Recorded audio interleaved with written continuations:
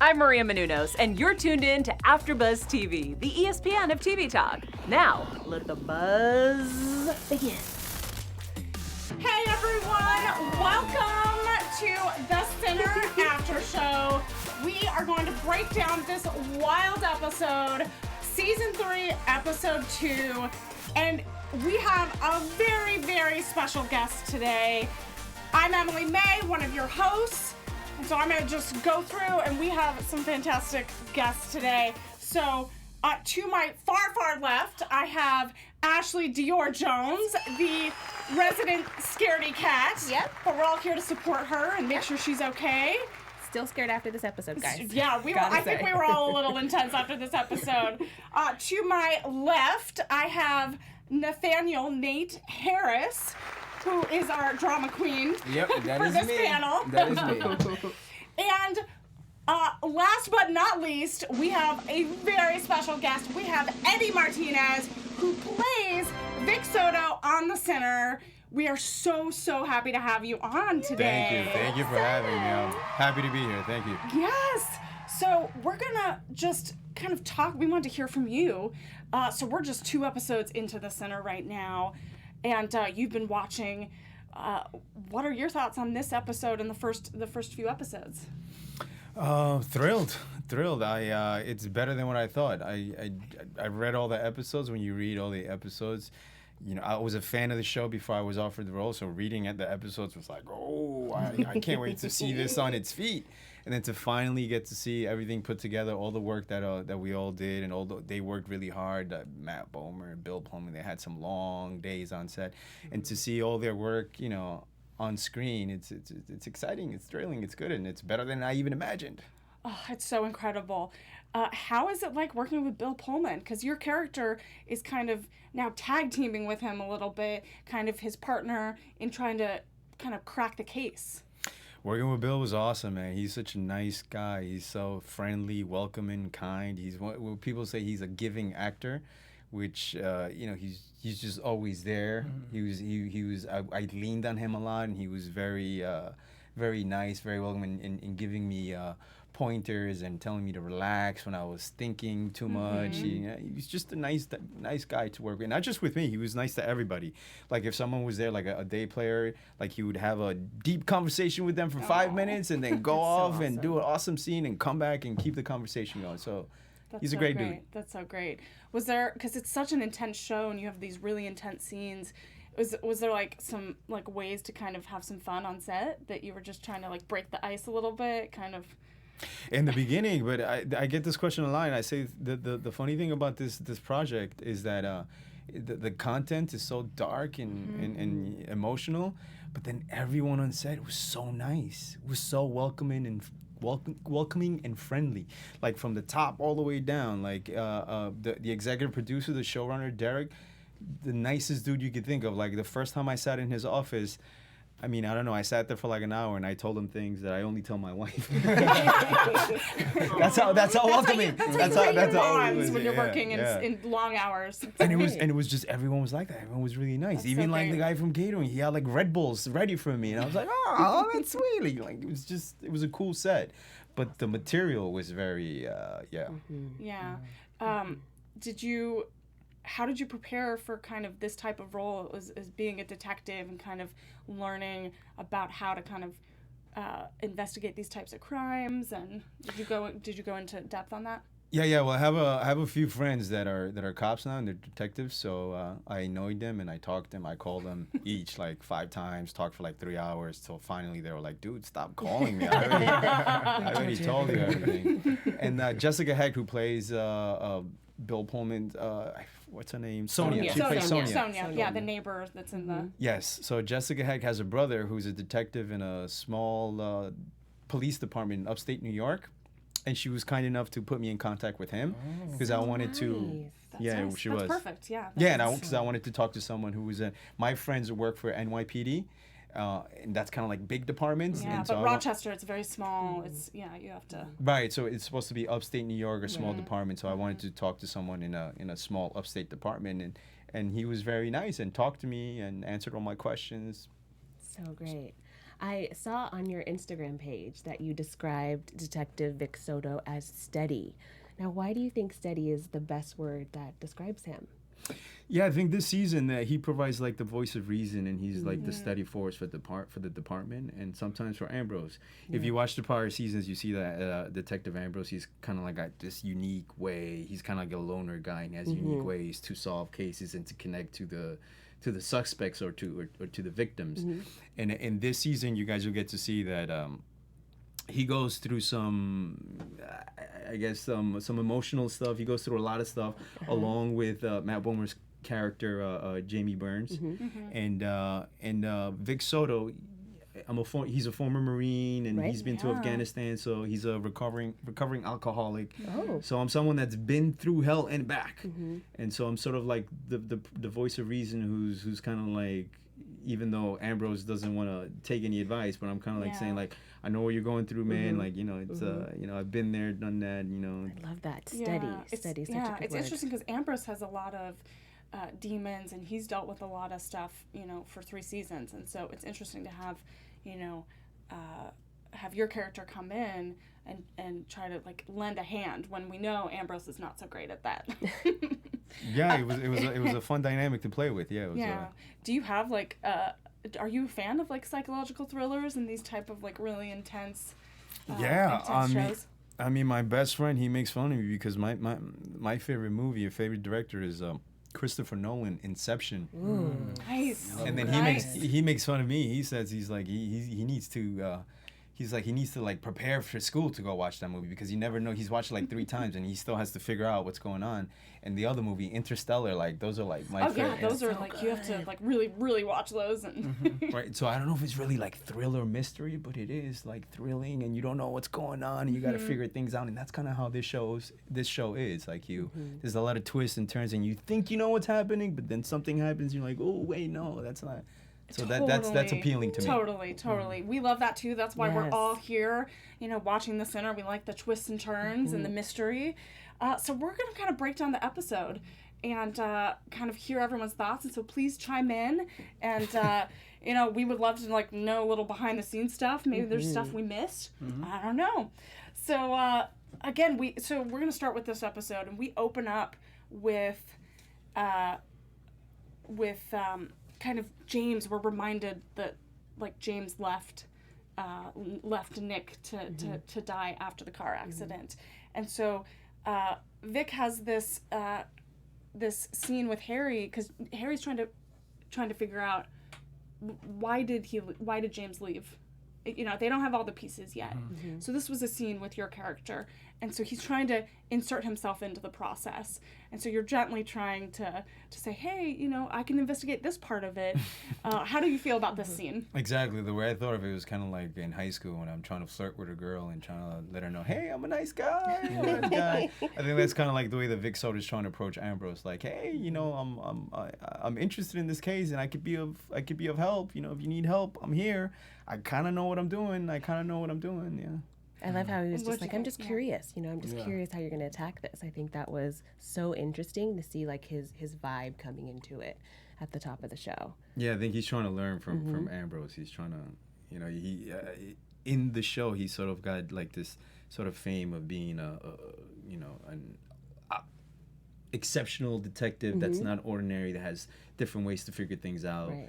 And when Derek and I spoke to the showrunner, that's one of the things that intrigues Vic Soto, and that's why he wants to partner up with him, because he thinks that Detective Ambrose is the best, and I want to learn from the best. Makes sense. Exactly.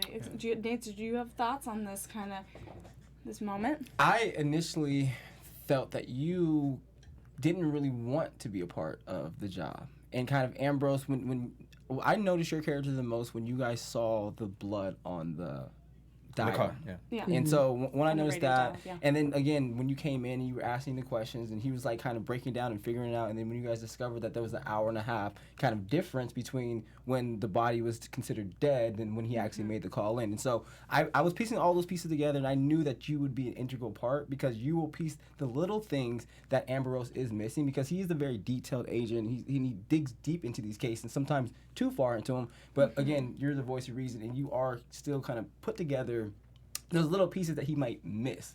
that he actually needs. Yeah, You know, so. you guys kind of, so far from what I've seen in both these episodes, you guys kind of balance each other out. You guys are helping each other, but I don't think Ambrose is ready to admit that like he needs your help. Yeah. But I think you're correct in your first assessment. Yeah, I think in the beginning, Vic Soto, like everyone else, doesn't think that there's anything here. Yeah, like you're tripping, dude. You think too much. Yeah, like I want to I want to learn from Ambrose, and that's why I want to tag along. But I'm like, what are you looking at? It was just a car. You're like, why are you In and out looking so case. much into this? Yeah.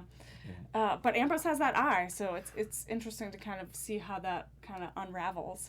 So so Sonya, the neighbor, comes out and confronts Ambrose on this whole conversation about why did this accident happen on this road, and it was a little kind of unnerving. It felt out of place, but then we learn later in this episode that there's a reason why she's being a little too nervous. She's being nervous. So there's Emma with this recommendation that she gives to James. And so James is like trying to deal with all the emotions in the aftermath of this accident. He's having hallucinations. He's having really like emotional moments, internal battles and stuff.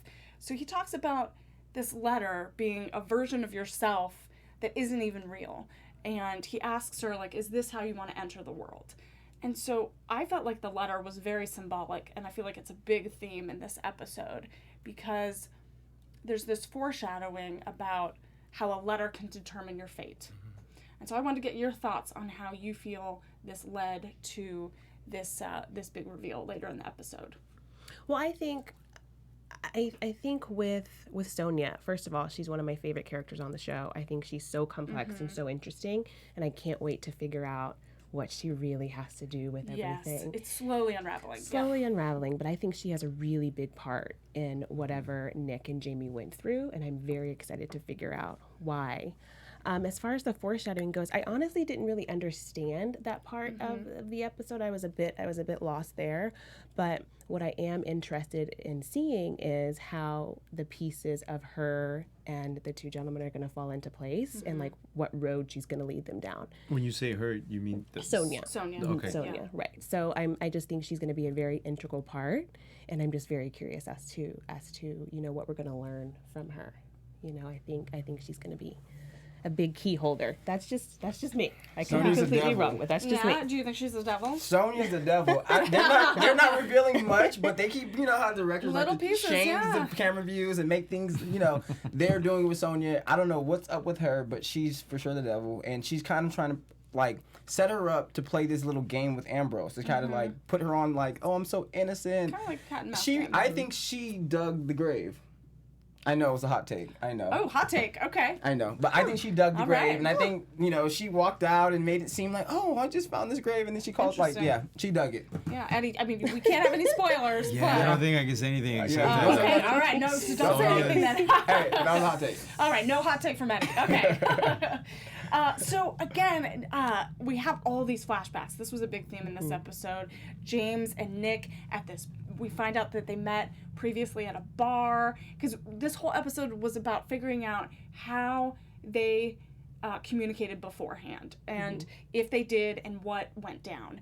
And so they have this flashback at the bar, and you have James talking about 18 years. They haven't talked to each other in 18 years, and they finally like contacted each other. And we found out James contacted Nick. I know. Which was Shocker. a revelation, which I feel so that was a surprised. reveal that was really surprising. Big moment. What did you guys think about that? Was that surprising to you, Ashley? I was so shocked. I was for sure on episode 1 that Crazy Nick came after Jamie and his perfect little family, but it turns out Jamie isn't so perfect after all, and I can't wait to see what they went through. I'm dying to know. But that was a huge moment for me. Big shocker. Were you shocked about that? I was for sure shocked. I knew that Jamie had something behind him, but I thought Nick was just the evil person that was coming to just bring up all of Jamie's demons.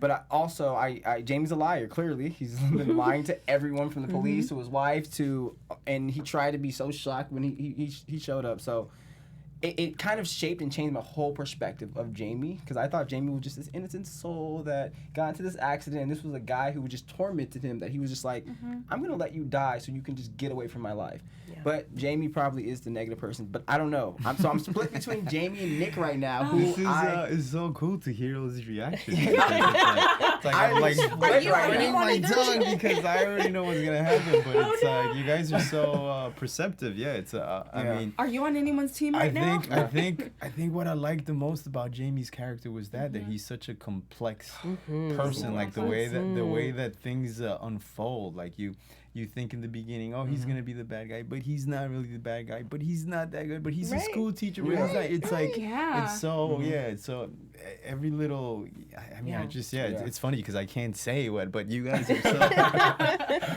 Sonya's another very interesting. Sonya, yeah, she's a. And Jessica's so good at Jessica's so incredible at playing her. So good. Yeah, and I was telling her earlier, like when I watch these shows, even though I may be wrong at times, I always have my gut feeling. Like this is gonna happen to this person, and like I'm there. Right now, I don't know what is going on. Well, that's why I'm so lost and confused. That's how I became a fan of the show. I watched season 1 with my wife, and we binge watched it, no joke, in like one night. Oh yeah. And totally. she was lying next to me on the couch, and by like the first, maybe the second episode, she was like, "Oh, I know who did it. I know what happened." I was like, "Really? How do you know that? And then by like third foot, she was like, "Oh, I don't know what's going on." And I was like, yeah, exactly. I mean, that's what I feel like. Even in just these 2 episodes, we're completely thrown for a loop of like who's the good guy, who's the bad guy, and these writers are incredible. So kudos to them, because we're still like, I'm on the edge of my seat every time I watch an episode. So there's so much that happened on this episode. We have so much to cover. It's all really intense. So we learned that James and Nick met at this restaurant. They had this. We heard from the hostess that they had this that someone attacked someone, but we weren't sure until later in this episode. And James has a panic attack in this episode at dinner at home with his friends and his wife, and he keeps having these really intense flashbacks with Nick, kind of causing trouble a little bit. And so, just causing a little bit. A lot of it in trouble. And so he's talking about how he doesn't feel anything anymore. And so I want to get your take on what you think this means. Well, I think Jamie and Nick's relationship is extremely toxic. I mean, I think that's the best way to describe their relationship right now. It's just a very toxic relationship. We discussed how sometimes you just have that friend who you love so much, but they get you to do not so great things. But those not so great things can sometimes be really fun and really, make exhilarating, make you feel free and young and alive. And, it's fun to be around that person for a bit of time. But what happens when it goes too far? Like, what happens when you're just like, I've had enough. Like, I can't do this to myself anymore. Yeah. And I feel that's what's really going on with at least Jamie in this relationship. And Nick is kind of like, but why? We had so much fun. This is great. This is so exciting and intense. So, I'm just, who knows, like, what's actually going on? But that's the energy that I get from this very toxic relationship between the two of them. Yeah, and James is talking about how he, has this perfect picket fence, this house, this wife, like he's having a baby. He's just a teacher in the suburbs, and I feel like there was so much subtext there, and so much anger and kind of a little evil. There's a lot there. There's a lot of emotions there. What did you think of that moment when he's talking about how he's not feeling anything, and he kind of has this panic attack over these overwhelming for the most part, the only thing that really stuck out to me was that I don't know what happened in this past but something happened, and Nick is like, we see the emotions from Nick's perspective at the dinner at that time, because Nick is just like, why did you leave me? Like he's begging for these answers, and it's very upsetting. Like he's very upset. Like, Nick's very upset that why did you do this? And then that obviously he starts expressing himself, and then Nick gets up and he's just throwing phones into the water, and he just stabs himself. But just from that scene though, you can tell that how all the questions that we have right now are going to slowly become and slowly and come out in so many different ways. And then we get to the part where he's having sex with his wife, and he gets really, really intense, and then he stabs Nick forces him to stab his hand, you know, so all those little things are absolutely get crazy. But again, I am lost. I'm so lost. I don't know. I think that's perfect. That you're lost. I think that's the intention. Yeah. At this point of the story, I think you guys already mentioned it. Jamie feels like he's not being himself. He's tired of the routine, and then he goes back to his old college friend. And Nick knows that Jamie's not being true to himself, and that's what kind of upsets him, or it's kind of telling him it's like this is not you know, this is not who you really are. And it actually kind of reminds me back to the first season when Nick first showed up and he's like, oh, so it was you, Jamie, who wanted to have the baby. Oh, it was you, Jamie, who wanted to move out here. So Nick is kind of calling him out like, dude, I know that this isn't you. You know, because Jamie probably was making it seem to Nick like my wife wanted this and happy wife, happy life. I didn't want to move, but I just left because she wanted to move. But it was like all of this was your plan. But this wasn't what we talked about, and you just ghosted me out of nowhere. Why did you leave? Like, you know, whatever happened, whatever. When I read this episode, what I got out of this, or what I thought about Jamie's characters, I don't know if you ever met. I know there's definitely people like this in my family that when everything is going good, when they got everything going on, it's almost like they're afraid of success. When they got everything going good, they got to do something to mess it up because they can't. Yeah, because they can't handle that everything is going good. They need something bad. That's how I took Jamie's character up to this point, but things unfold that don't be afraid to be great. I love saying that. Oh man, everything will definitely unfold. So again, you mentioned this moment. We find out that like, so there's this juxtaposition of like James like making love to his wife and having like Nick stab himself, and this was really intense. We all freaked out about this, and so we're knowing like it's revealed like what finally happened at this restaurant. And then we find this video footage of Nick and James on the roof. And what did you guys think of this? Again, we're going back to this like toxic behavior, this behavior that's really dangerous. And so what did you guys think of this? But quite exhilarating all at the same time. Exhilarating, I think that's the pull of it. Like no one wants to get up and stand on the side of a roof, but man, what must it feel like up there? You know, he just has those feelings, I think, of excitement that he may miss in his current life that Nick kind of gives him a taste of, or was giving him a taste of. So I'm in awe. I just,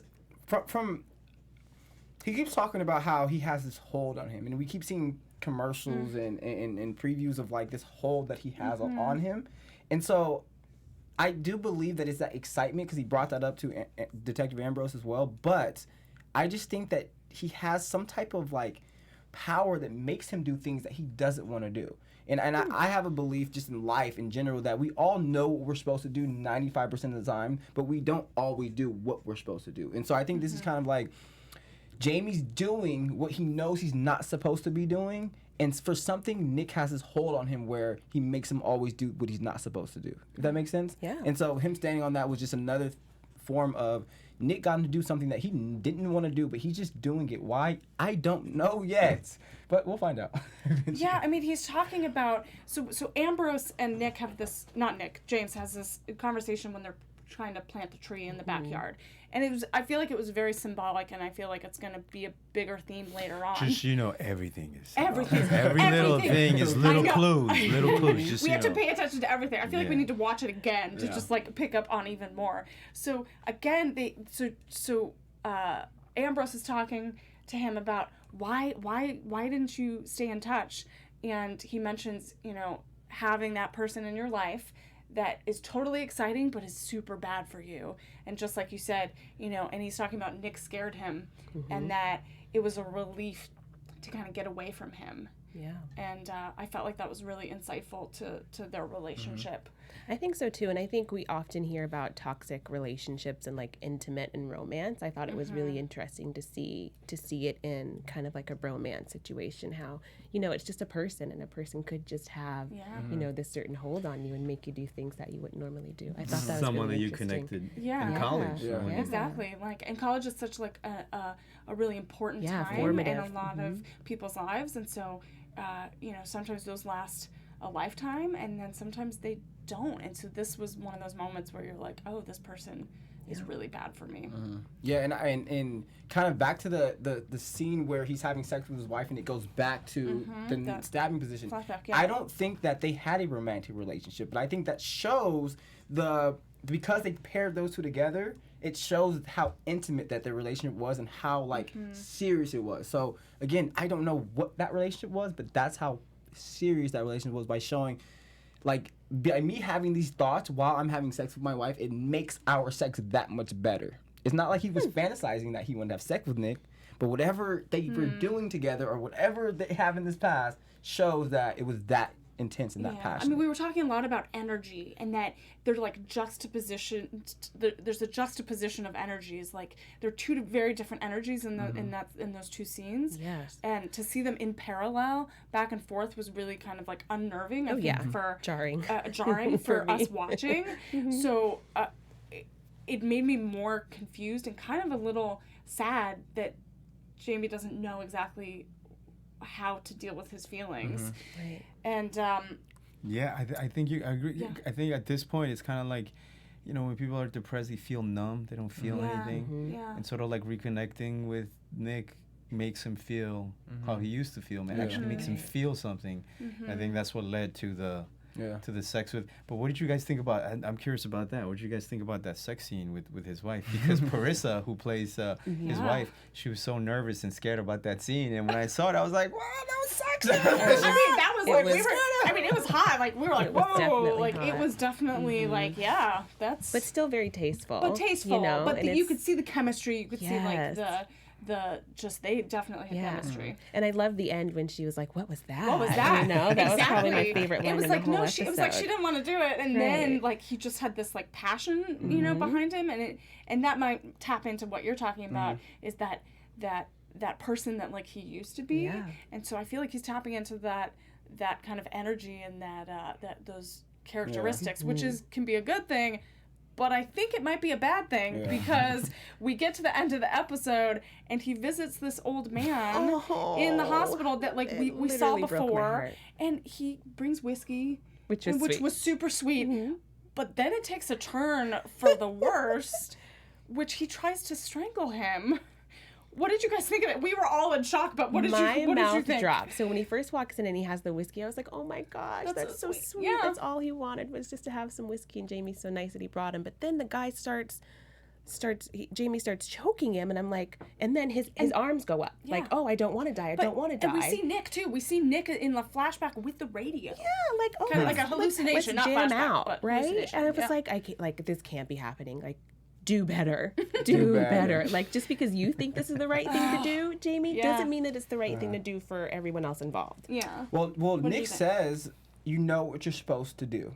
So those, like, this was my favorite part of the episode, because he says, you know what you're supposed to do. Then he has the radio and he turns it up. And the song the lyrics are like pretty and slow. I know you know I'm onto something, Eddie. I'm onto something, and the lyrics are, when you go home, what did you find, or what do you find? But this is my thought. Oh, go. So what happened? Remember when? Okay, so he found the blood on the thing. So after they got into the accident, they were like, "Why did Jamie touch the music? Where'd the music come in?"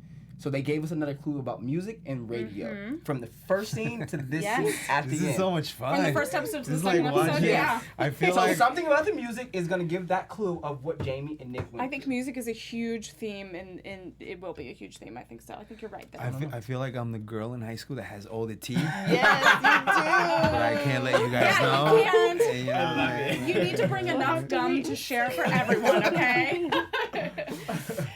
So we're gonna wrap up here. But real quick, I wanted to get a hot take on what you think is gonna happen in the next few episodes. I can't hear from you, Eddie. Bummer. What about you, Ashley? What do you think? Next episode, I really hope we dive more into Sonya. I'm very curious to see where that goes. Awesome. Okay. What do you think? I don't know. I told you I really don't know. But I do want to see a lot more Sonya. I do want to see a lot more of you and your relationship with Ambrose. Me too. I want to see more Vic. I hope Vic doesn't die. That's what I'm hoping. No, Vic doesn't die. But I know there's going to be a lot more of you. So I'm excited to see that and that development. And again, just more clues. So I can kind of pick out this whole thing. That's amazing. So, Eddie, do you have any thoughts on the next the rest of the season? Just stay tuned. Stay tuned. It's a lot more twists and turns, and everything unfolds in due time. Great. It'll be a fun ride, I promise. Awesome. And then where can fans find you so that we can follow all of your adventures? And Twitter is Eddie Martinez. That's JEDDIE Martinez. And on Instagram is Eddie Martinez 11. Eddie Martinez 11. 11. Awesome. And then Ashley, where can we find you? Ashley Dior Jones on all social media platforms, guys. Royal Nate _. Please don't forget the underscore. Put Royal Nate _. Okay. I'm on Instagram, Twitter. I'm some other places, but just type in Royal Nate. You'll find me. Great. And you can find me on all social media platforms at Emily May Heller. Thank you so much for tuning in to the Center After Show. Please join us next week. We can't wait to see what happens. Buzz you later. Buzz. Our founder, Keven Undergaro, and me, Maria Menounos, would like to thank you for tuning in to AfterBuzz TV. Remember, we're not just the first, we're the biggest in the world, and we're the only destination for all your favorite TV shows. Whatever you crave, we've got it. So go to AfterBuzzTV.com and check out our lineup. Buzz you later. The views expressed herein are those of the hosts only and do not necessarily reflect the views of AfterBuzz TV or its owners or principals.